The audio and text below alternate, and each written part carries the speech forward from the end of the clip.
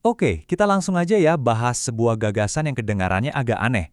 Bull market atau pasar yang lagi naik-naiknya, ternyata bukan di situ kekayaan sejati dibangun. Aneh kan? Harusnya kan pas lagi ijo-ijonya gitu. Yuk kita bedah bareng-bareng. Jadi, ini pertanyaan utamanya. Kalau gitu, di mana kekayaan itu benar-benar dibangun? Kalau bukan pas pasar lagi seru-serunya, terus kapan dong? Ya, jawaban yang paling sering kita dengar pastinya pas grafik lagi nunjukin warna hijau.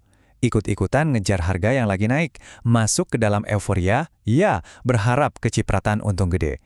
Inilah suasana hiruk-pikuk yang kita semua tahu ada di bull market.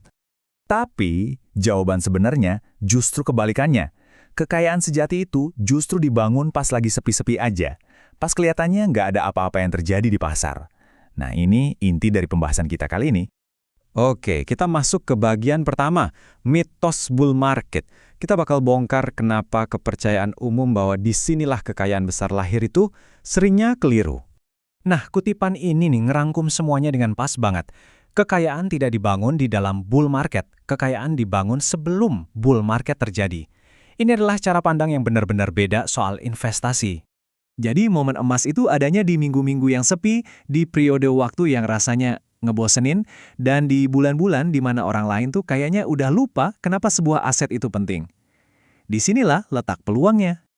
Sekarang, bagian kedua, kekuatan dari momen yang membosankan.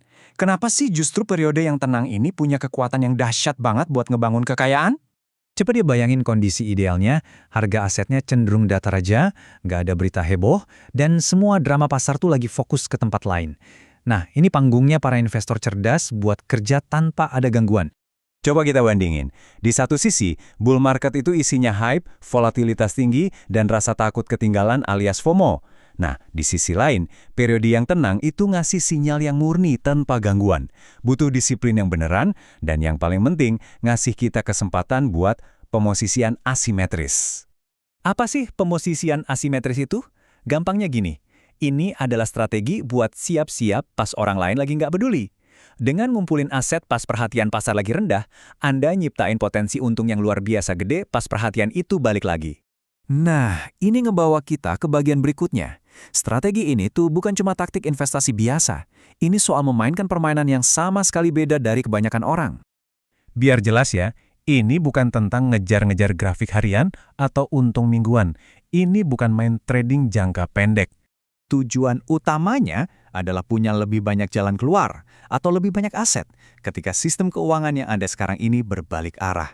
Dan percayalah, perbalikan itu bisa terjadi cepat banget. Ini permainan jangka panjang. Dengerin deh kutipan ini nunjukin banget semangat di baliknya. Saya mengumpulkan aset karena saya nggak mau lagi mainin permainan mereka. Ini semacam pernyataan independen dari sistem konvensional yang aturannya nggak selalu berpihak ke kita. Kenapa sistemnya bisa berbalik? Ya karena ada tekanan-tekanan ini. Inflasi yang makin tinggi, kontrol modal yang makin ketat, dan makin banyak aturan yang dibikin atas nama keamanan Anda, yang ujung-ujungnya malah ngebatasin kebebasan finansial kita. Coba perhatiin pergeseran prioritas yang bakal terjadi. Kalau sekarang, pertanyaannya, berapa harganya? Nanti pas sistemnya udah goyah, pertanyaannya berubah jadi, saya masih punya akses gak ya? Kepemilikan jadi segalanya, bahkan lebih penting dari harga. Oke, kita sampai di bagian terakhir. Setelah ngerti filosofinya, terus apa dong sinyal praktis buat seorang kontrarian untuk mulai bergerak? Tentu aja, ini kan pertanyaan praktis yang ada di kepala kita semua. Jadi kapan persisnya waktu yang tepat buat beli atau ngumpulin aset? Jawabannya tuh elegan dan gampang banget diingat. Waktu yang tepat itu bukan pas lagi terasa mendesak atau heboh. Justru, waktu yang tepat adalah pas aset itu terasa gampang dilupain, pas gak ada seorang pun yang ngomongin. Nah, disitulah daya ungkit atau leverage finansial yang sesungguhnya lahir. Bukan dari minjem duit, tapi dari beli pas nggak ada yang minat. Jadi kalau ada satu mantra yang bisa ngerangkum semua ini, ya ini dia. Kumpulin pas lagi ngebosenin. Dua kata sederhana, tapi bisa jadi panduan strategi investasi Anda. Sebagai penutup, saya mau ninggalin Anda dengan satu pertanyaan buat direnungkan. Strategi Anda sekarang ini, apakah memosisikan Anda buat ngejar hype sesaat atau buat ngadepin pergeseran sistem yang mungkin akan datang?